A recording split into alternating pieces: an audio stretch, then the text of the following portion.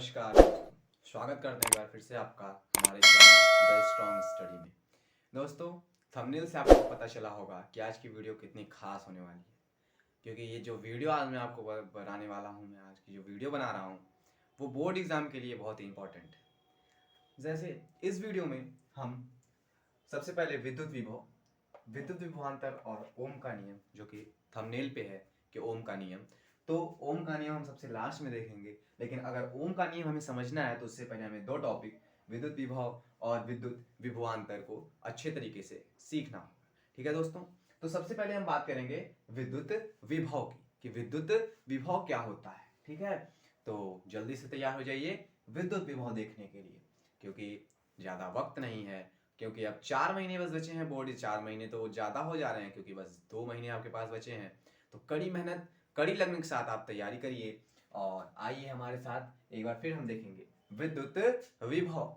विद्युत विभव अर्थात इसकी जो परिभाषा बनती है, क्या परिभाषा जो बनती है वो एकांक धनावेश को, हमने आवेश वाले वीडियो में बताया था धनावेश और ऋणावेश क्या होते हैं, तो उसके बारे में हम विस्तार से आपको नहीं बताएंगे। हम परिभाषा देखते हैं कि एकांक धनावेश को अनंत से विद्युत क्षेत्र में, विद्युत क्षेत्र का मतलब समझ रहे हैं, कोई चालक तार, तो जिसमें अगर धारा प्रवाहित करेंगे तो वो क्या होगा, एक विद्युत क्षेत्र होगा। ठीक है, विद्युत क्षेत्र होता है, ये नहीं कि आप किसी पानी में अगर किसी तार को गिरा देते हैं तो वो पूरे पानी, मतलब किसी नदी में गिरा दिया आपने 1000 वाट को, तो पूरी नदी में विद्युत धारा प्रवाहित होगी नहीं, जहां तक उसका क्षेत्र सीमित रहेगा वहीं तक ही धारा पहुंचेगी। तो उसी हिसाब से कह रहा है कि एकांक धनावेश को अनंत से विद्युत क्षेत्र में स्थित, विद्युत क्षेत्र में स्थित किसी बिंदु तक लाने में किया गया कार्य, किसी बिंदु तक लाने में किया गया कार्य। ठीक है, किसी धनावेश को यदि हम किसी, जैसे मान लीजिए हम किसी वस्तु को उठाकर यहाँ से और 1 किलोमीटर दूरी तक ले जा रहे हैं, तो उसमें जो किया गया कार्य, उसमें उसी तरीके से एकांक धनावेश को अनंत से विद्युत क्षेत्र में स्थित किसी बिंदु तक लाने में किया गया कार्य, उस बिंदु का विद्युत विभव कहलाता है। अर्थात जिस बिंदु पर हम ले जा रहे हैं, जिस बिंदु पर धनावेश जा रहा है, उस बिंदु का वो क्या होगा, विद्युत विभव कहलाता है। ठीक है, क्लियर। विद्युत विभव को हम किससे, विद्युत विभव को V से प्रदर्शित करते हैं। किससे प्रदर्शित करते हैं, V से प्रदर्शित करते हैं।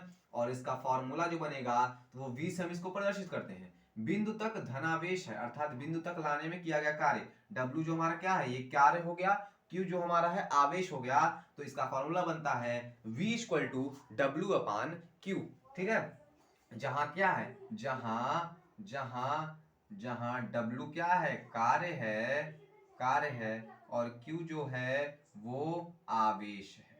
क्या है, आवेश है। W क्या है, कार्य है, और Q जो है, Q का है आपका आवेश है। ठीक है, अब अगर इसके मात्रक जो होता है वो होता है इसका जूल प्रति कूलाम। मात्रक क्या होता है, जूल प्रति कूलाम, क्योंकि आवेश का मात्रक कूलाम होता है और कार्य का मात्रक जूल होता है, तो इसलिए अगर हम इसका मात्रक बनाए तो जूल प्रति कूलाम। ठीक है, क्लियर। एक बार फिर से देखेंगे, एकांक धनावेश को अनंत से विद्युत क्षेत्र में स्थित किसी बिंदु तक लाने में किया गया कार्य, उस बिंदु का विद्युत विभव कहलाता है। ठीक है, अर्थात ये कोई चालक तार है। ठीक है, अब इसमें किसी बिंदु से किसी धनावेश को यहां तक इलेक्ट्रॉन की सहायता से यहां तक लाने में इसके बीच में जो कार्य होगा, इसी को हम क्या कहेंगे, विद्युत विभव कहेंगे। ठीक है, इतना आपने समझा। आगे हम देखेंगे, अगर नहीं समझ में आया तो कमेंट बॉक्स में जरूर लिखिएगा। आगे अगर आ गया हो तो हम इसके आगे बढ़ेंगे। ठीक है, तो आगे बढ़े इसके हम, चलिए इसके आगे बढ़ते हैं। तो आइए विद्युत विभवांतर की बात करते हैं। विद्युत विभव तो आपने देखा। ठीक है, अब विद्युत विभवांतर की बात करते हैं कि विद्युत विभवांतर क्या होता है। ठीक है, बात करेंगे विद्युत विभवांतर क्या देखेंगे। ठीक है, तो विद्युत विभवांतर भी एक तरीके से विद्युत विभव का ही एक, समझिए छोटा भाई है। क्या है, छोटा भाई। आपका भाई एक होगा ना, आपके घर पे आपका भाई होगा, या किसी के घर नहीं होगा तो किसी के बगल में या किसी का चाचा का लड़का होगा ना, भाई होगा, तो एकदम आप ही की तरह लड़का, तो लड़का ही होगा। तो मतलब आपकी तरह नहीं होगा, लेकिन उसके भी बाल होंगे, उसकी भी दाढ़ी होगी, उसके भी 2 हाथ होंगे। ठीक है, तो आप जैसे उसी तरीके से विद्युत विभव का ही एक प्रकार से विभवांतर, जो विद्युत विभवांतर है वो एक प्रकार से भाई है, इसका जो फॉर्मूला बनता है ये भी वही होता है, V equal to W upon Q. लेकिन अगर आप सर कहेंगे, अब आप कहेंगे कि अगर विद्युत विभवांतर का फॉर्मूला था तो विद्युत विभव का वो क्यों होता है? इसीलिए आपको ये कंफ्यूजन दूर करने के लिए विद्युत विभवांतर को भी V से प्रदर्शित करते हैं और विद्युत विभव को भी V से प्रदर्शित करते हैं, लेकिन विद्युत विभवांतर को हम डेल्टा V से लिख सकते हैं। किससे? डेल्टा V से। विद्युत विभवांतर को हम लोग डेल्टा V से लिख सकते हैं, क्योंकि ये जो विद्युत विभवांतर जो होता है वो किन्हीं दो बिंदुओं के बीच होता है, किन्हीं दो बिंदुओं के बीच होता है, और जो विद्युत विभव होता है वो अनंत क्षेत्र में एक बिंदु पर कार्य करता है। क्लियर? कि जो विद्युत विभवांतर होता है वो दो बिंदुओं पर, एक बिंदु ये दो बिंदुओं पर कार्य करता है, और जो विद्युत विभव होता है वो अनंत क्षेत्र में कहीं किसी भी एक बिंदु पर कार्य करता है। ठीक है, तो विद्युत विभवांतर आपने समझा, और इसका भी मात्रक, विद्युत विभवांतर का भी मात्रक सेम होता है, कूलाम पर जूल प्रति कूलाम। ठीक है, विद्युत विभवांतर का भी मात्रक क्या होता है? जूल प्रति कूलाम। बात अब आती है कि ओम का नियम। ठीक है, ओम का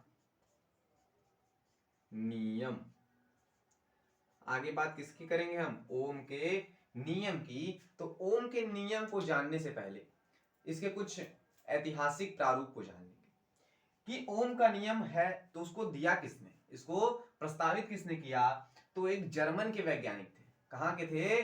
जर्मन के वैज्ञानिक जॉर्ज साइमन ओम ने। कौन थे? जर्मन के वैज्ञानिक जॉर्ज साइमन ओम। जर्मन के वैज्ञानिक जॉर्ज साइमन ओम ने, ठीक है, धारावाही चालक पर अपने नियम प्रतिपादित किया था।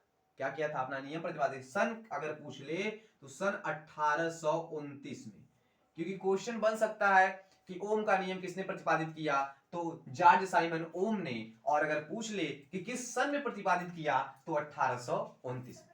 क्लियर?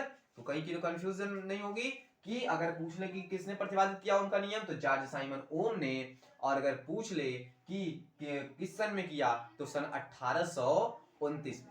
ठीक है, इतना क्लियर। अब हम देखेंगे कि इन्होंने बताया क्या था अपने नियम में, इन्होंने अपने नियम में क्या बताया था। ठीक है,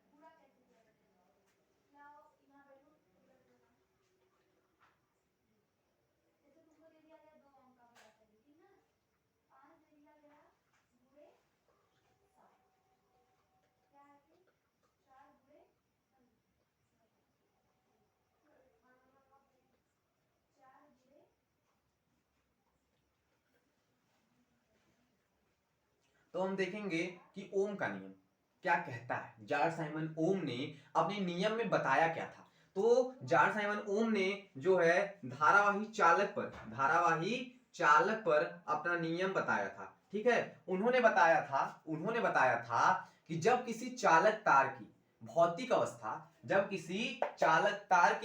अवस्था जैसे ताप, दाब आदि में परिवर्तन न किया जा सके, ठीक है, जब किसी चालक तार की अवस्था, चालक तार भैया कोई हो सकता है कापर, ठीक है, तो जब किसी चालक तार की अवस्था जब किसी चालक तार की भौतिक अवस्था, रासायनिक अवस्था नहीं, भौतिक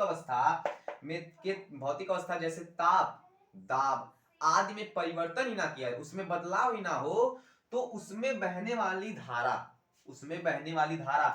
किससे रिप्रेजेंट करते हैं? रिप्रेजेंट आई से। तो उसमें बहने वाली धारा तथा उसमें बहने वाली धारा व विभवांतर का मान सदैव नियत रहता है। ठीक है, अर्थात जो इसमें जो धारा बह रही है और जो विभवांतर रहेगा वो क्या रहेगा? एक नियत रहेगा, अर्थात दोनों बराबर रहेंगे। तो अगर जॉर्ज साइमन ओम ने अगर ये बराबर कहा तो V अपान आई, ठीक है, V क्या होगा? विद्युत विभवांतर हो गया, और I जो क्या है आपका? विद्युत धारा हो गई। वो क्या रहेगा? हमेशा नियत रहेगा।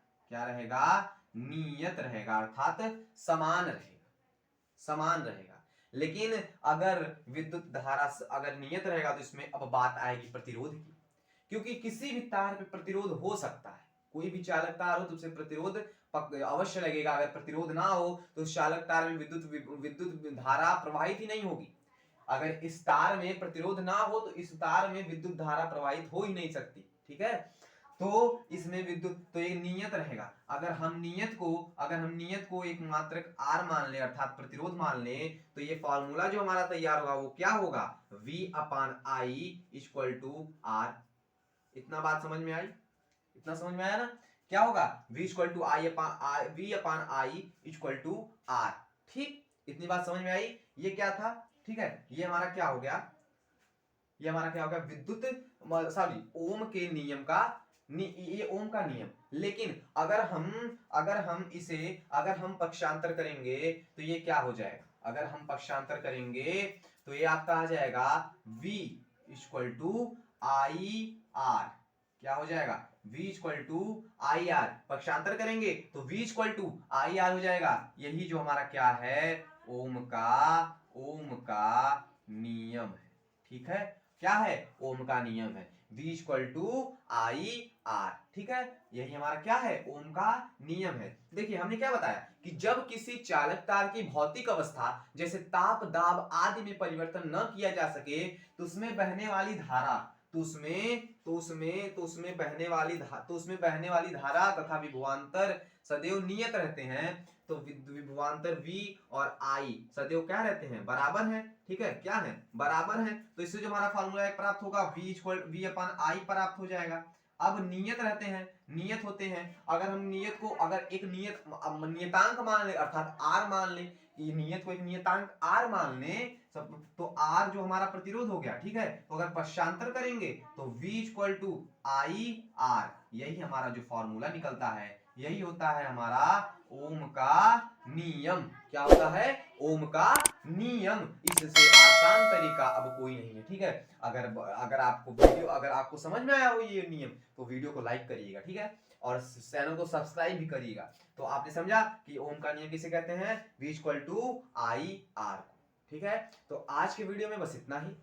अगली वीडियो में आपसे मिलेंगे तो उसमें आपके लिए हम लाएंगे श्रेणी क्रम और समांतर क्रम के निगमन को, कि श्रेणी क्रम का निगमन कैसे करते हैं और समांतर क्रम का निगमन कैसे करते हैं। तो आज के लिए बस इतना ही, मिलते हैं आपसे अगली वीडियो में। चैनल को सब्सक्राइब करिएगा और वीडियो को लाइक करिएगा और वीडियो को ज्यादा से ज्यादा शेयर करिएगा।